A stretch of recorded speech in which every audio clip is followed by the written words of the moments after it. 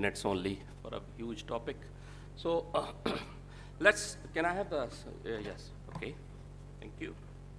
All right, so let's talk with the ILD pathogenesis. So pathogenesis, to understand this pathogenesis, you have to go for the risk exposures. The risk exposures can be, because lung has been a very unique organ in the body which has externally accessible to the environment. Direct external influence is there. So environmental triggers, then the baseline genetic susceptibility, and the immune system. They basically lead to two broad categories of pathogenic mechanisms, or you can say the pathways. In order to understand this, one is the inflammatory pathway, the other is the fibrotic pathway. So there are so many ways to classify, I'll talk in a minute. So basically you just try to understand it is the inflammation part, or it's a fibrosis part, or it's a combination. 50-50, 60-40, 70-30, any of that. Okay. So inflammation basically leads to the endothelial activation, and there is a complex cascade of the interleukins are involved, which I'll not go into the detail. And then there are certain activation of the profibrotic mechanisms, which eventually lead to the activation, modification of the epithelioid cells, which can lead to granuloma formation, that can lead to another pathways to pure fibrosis. So it's a hallmark there, okay?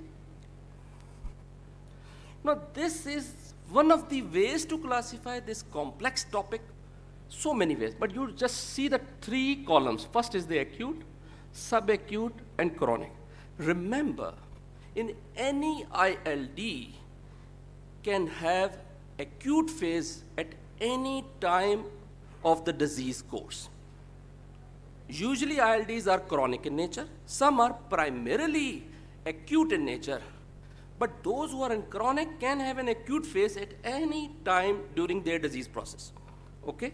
So if you understand this, then if you don't have any cause, we call it idiopathic. And here is the hallmark of ILD is what? IPF, idiopathic pulmonary fibrosis. All right, then the autoimmune, exposure related. Among this, the stereotypical disease is hypersensitivity pneumonitis. Then the interstitial lung disease with the noxious, with the cyst. There are so many LAM, PLCH, such as these. Sarcoidosis, my worthy colleague will talk in a minute, Dr. Ashraf Jamal, for this. And there are some orphan lung disease, or very rare, which are also present, like protein alveolar proteinosis. Okay, so there's different ways, but you need to understand this. One can have acute phase at any time.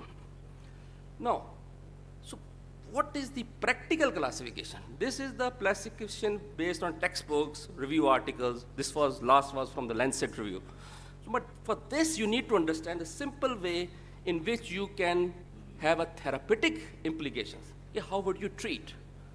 So first is the inflammatory ILDs, you divide them like this. Another is fibrotic. Then the fibrotic, you have to divide it further. You have to make this distinction when you see a patient in the outpatient clinic or your departments. Is it IPF or not? So if it's IPF or it's not IPF, but fibrotic. Now recently a new term has emerged, which is this, PPF. The PPF stands for progressive pulmonary fibrosis. So any of the non-IPF ILD, remember, this gives specific definition, I will talk in a minute. So non-IPF is a huge group. And among this, some of the diseases, despite you do whatever, they progress relentlessly. So the specific new term has been coined, which is PPF. And among this is also, by the Europeans, people has divided into further two types. Americans don't do it. Some controversy is there, but doesn't matter. So one is the PPF to first person. They say it has been progressive right from the start. So let's talk it like this. It's the first presentation from the start. The other one is it was not to begin with the progressive disease, but with the treatment, it relentlessly progresses despite all the treatment. So this is known as PPF with despite management. This is from the European Respiratory Review of 2023. Now, this is the definition. I mean, this whole criteria, I won't go into the detail in reading all of it. The bottom line is, you need to understand, in a patient with ILD of known or unknown etiology, but the main thing is, other than IPF, should not be IPF, exclusion criteria. Who has the radiological evidence of pulmonary fibrosis? The PPF is defined as at least two of these: worsening symptoms, physiological evidence of decreased spirometric decrease of FVC of 5% or more within the 1 year follow-up, radiological evidence of one or more of the following. It's like that. Now, having said that, we have come to this now level that the person has got the PPF. Now, what are the diseases, in what diseases, what is the percentage of people going into PPF? For example, chronic fibrotic HP is the chance that will go to this PPF is 1.5 to huge range, 47. Another IPF is around 40%, okay? You see the unclassified is slightly less. You do talk about drug-induced is fairly uncommon, because generally drug-induced have a temporal relationship. Once the exposure is, the drug is stopped or its dose is reduced, generally does not go to the PPF category, okay? Now, these three patterns, ILD is so complex, I agree. But at least if you have these three patterns, you can understand, and then this will solve 90% of your problems of the diagnosis. What three patterns are?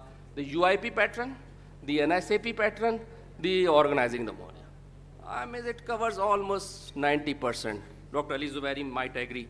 He's there, he's nodding, so we have some support. Vote hai hamare paas. So, yeah. So, let's, okay.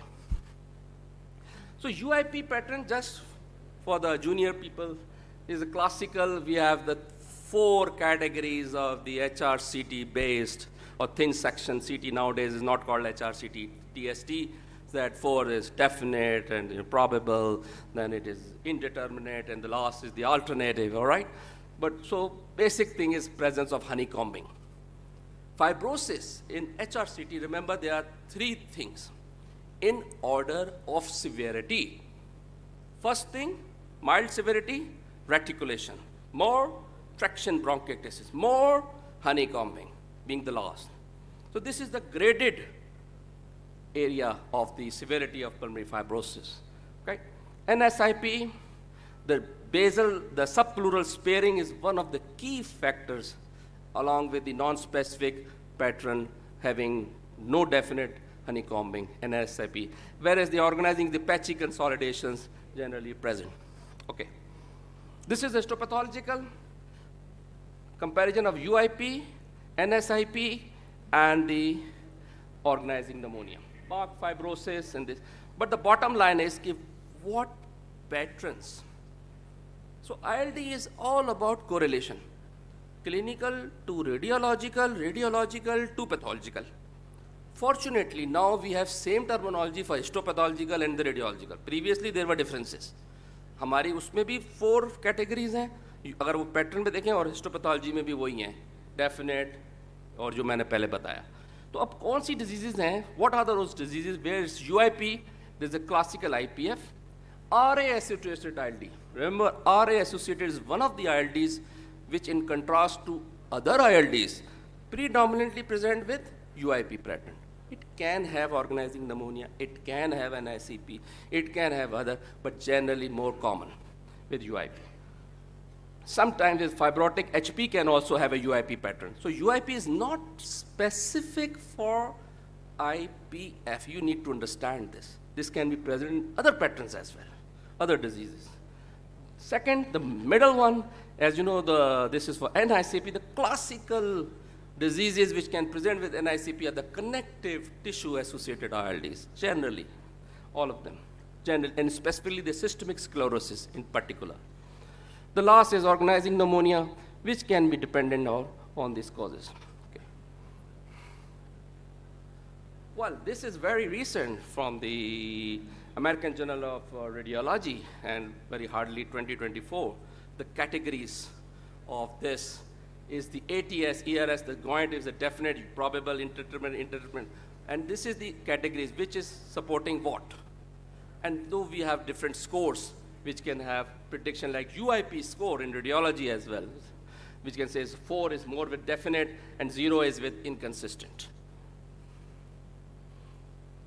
Now, we as clinicians always encounter patients ILD are chronic in nature, they keep coming you in your follow-ups. How to assess the progression?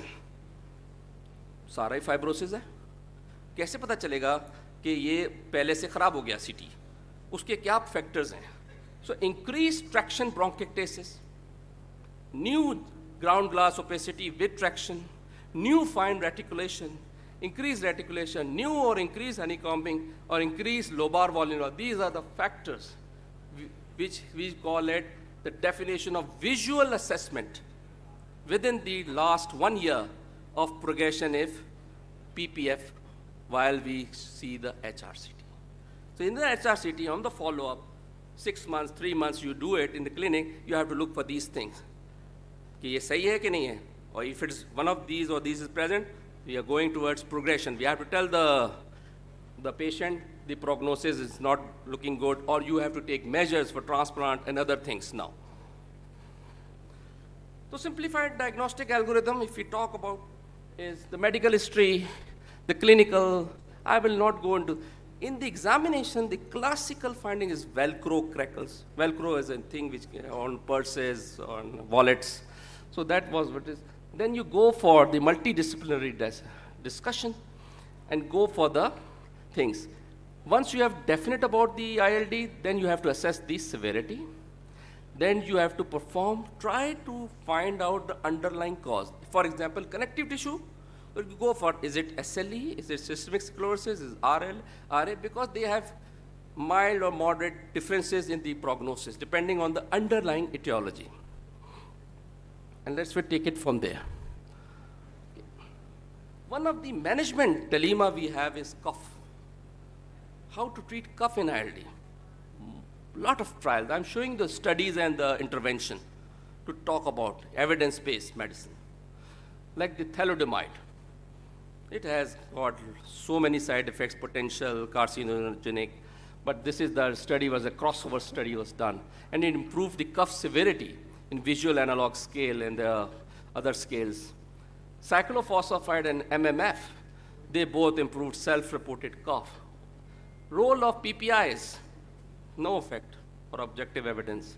Oral steroids, prednisolone, was basically improved the cough severity on the visual analog scale. Yes, azithromycin, randomized controlled trial, no benefit in scoring in this. Nebulized sodium chromoglycate, some results in promising, but the overall severity, no. Perfenidone, antifibrotic, yes, improved cough severity. And the gefapixant was basically no effect on the cough severity. This was from the Journal of Thoracic Disease of last year, 2023. Now, you should, as a pulmonologist, should know it, what disease gonna respond with the prolonged therapy for immunosuppressives. So, those diseases which are likelihood of increasing benefit from prolonged immunosuppressant are the organizing pneumonia. Remember the 3 patterns I showed you: UIP, NSAP, and organizing. So it is this pattern where it's helpful of prolonged immunosuppressive. NSAP patterns, yes, it's gonna work. Myositis, my worthy colleague will talk in detail about myositis, Dr. Ali Zuberi. So younger age, like Dr. Musawwar Ansari, is so much greatness is there. So these are the factors which can lead to good response. But certain diseases, if you get, no, unlikely, bad. UIP pattern, older age, recurrent infections, likely it won't work. Now this slide is a complex slide, 3-dimensional, but to show you the patient does not come with, I have only ILD. Patient have pulmonary hypertension, may have coexistent emphysema. So 3-dimensional, I'm showing you. So on the x-axis, mild pulmonary hypertension is here. So see that there are certain phenotypes, or we call it target, precision medicine. This is known as, so see the moderate CPFE with severe here is this.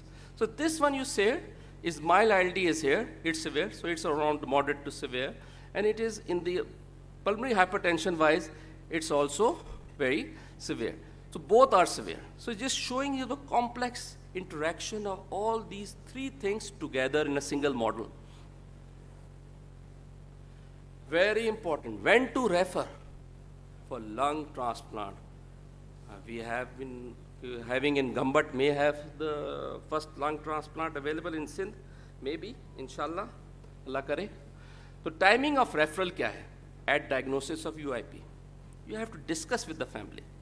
Tell them, bhai UIP hai, hame pata hai UIP is not going to respond, is a relentlessly progressive disease. Any form of fibrosis ho, koi bhi ho, UIP, non-UIP, doesn't matter, with FVC of less than 80% and DLC of less than 40. Any form of fibrosis with relative decrease of more than 10% over this relative, so it's the whole list. And then timing of the listing. So any form of fibrosis with one of the following, like in the past 6 months disparity, absolute decline, remember the absolute decline of 10% is the key in the FVC in deciding that things are going bad in a bad direction. The best thing is inform the family and discuss with the treatment options. This was basically from the Journal of Heart, Lung Transplantation of 2021. This is, I mean, you guys all know the risk factors, so I'll not go into the detail. So simply, algorithm for RA, LD, you suspected on HRCT, look for two broad. Is it a predominantly articular activity, is more deforming or articular, or it's more lung? First, see this. If it's more articular, then you have to consider the potential toxicity of the disease-modifying agent, which are used for RA, may have used the MMF for the ILD if present. But generally, if it's predominantly ILD activity, it is the MMF, you can have the cyclophosphamide if the rapidly progressive. Then the latest few data is coming on rituximab because of lesser side effects than the cyclophosphamide, and with comparable efficacy with the cyclophosphamide. Okay. Now, this is the another diagnostic algorithm for the systemic sclerosis ILD on HR. If you have the underlying systemic sclerosis, so, okay, last 2 months, I can finish it. So asymptomatic or mild disease, or go for the PFTs, stable disease, look for the ethnicity, look at the age, look at the presence of anti-SCL70 key marker present or not. It can affect the prognosis in systemic sclerosis. So this is the way. Another of the SLE. See, in SLE, the frequency of ILD is very less, 2 to 4%, whereas in systemic sclerosis is fairly high, about 75%. Then the involvement of pleura is more common with SLE, where it is not very common with the systemic sclerosis. Like in RA also, the pleural involvement is more. So risk factors, older age in SLE, long-standing, and the systemic sclerosis, male gender, African American race, nail fold, capillary abnormalities, digital ulcers, pulmonary hypertension, risk factor. So among the antibodies for SLE, we all know anti-double-stranded DNA, whereas here is the other things. This, I think, will talk by the colleague, the inflammatory in idiopathic myositis. So is it a rapidly progressive? Then you have to think of corticosteroids, give them IV, maybe pulse them with the rituximab or the cyclophosphamide or the calcineurin inhibitors for the myositis-associated inflammatory ILDs. Whereas a chronic disease, you take the traditional MMF like this. Apart from this direct specific therapies, think for the smoking cessation, pulmonary rehabilitation, vaccination, pneumocystis, oxygen. This is for the diagnostic algorithm for occupational, look for the exposures, then go accordingly with the HRCT, and the progressive ILD, the pulmonary hypertension, syncope, dizziness, palpitation. If you have these symptoms, think of person is developing pulmonary hypertension.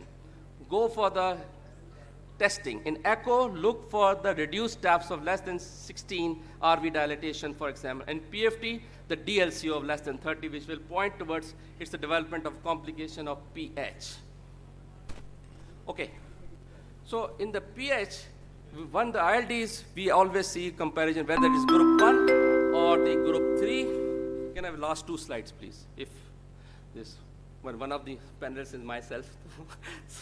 so I mean the group 1 is this a normal or mildly impaired? See, if it's group 1, the PFT, the HRCT changes are very less, whereas in the pH group 3, which is due to the lung, the PFT changes, HRCT will be more, okay? So management, we go towards the last slide, I think the second last. Never forget how to manage the acute exacerbation of any ILD. So if there is an acute exacerbation, you go for the respiratory support with the high flow, nasal cannula, non-invasive, mechanical, ECMO as well, right?